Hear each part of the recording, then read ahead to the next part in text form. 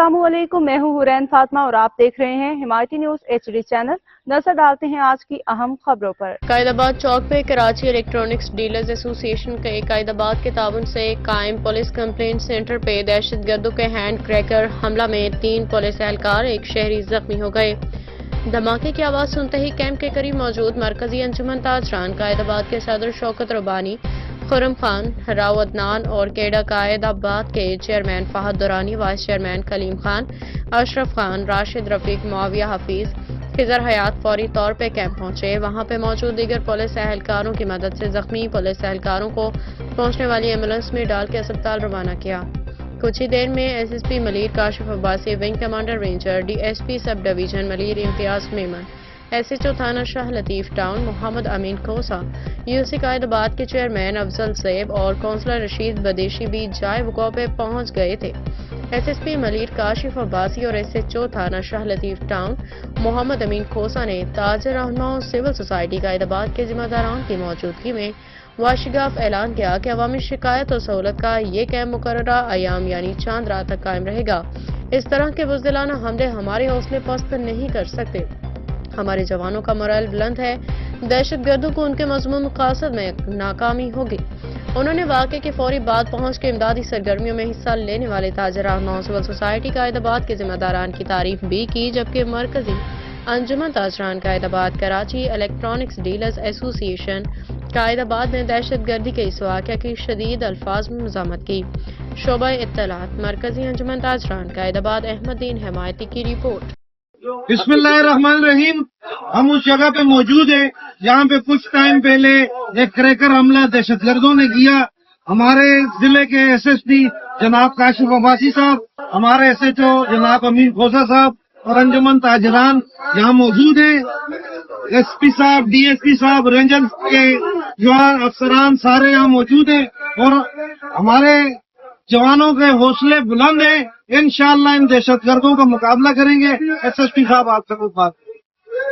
रहीम, मैं इस मौके पे यही पैगाम देना चाहता हूँ अपनी ताजिर बरादरी को और अपने शहरियों को कि इस तरह के बुज़दिलाना हमलों से हमारे हौसले पस्त न हो सकते हैं और न होंगे और ये कैंप इंशाअल्लाह बदस्तूर कायम रहेगा।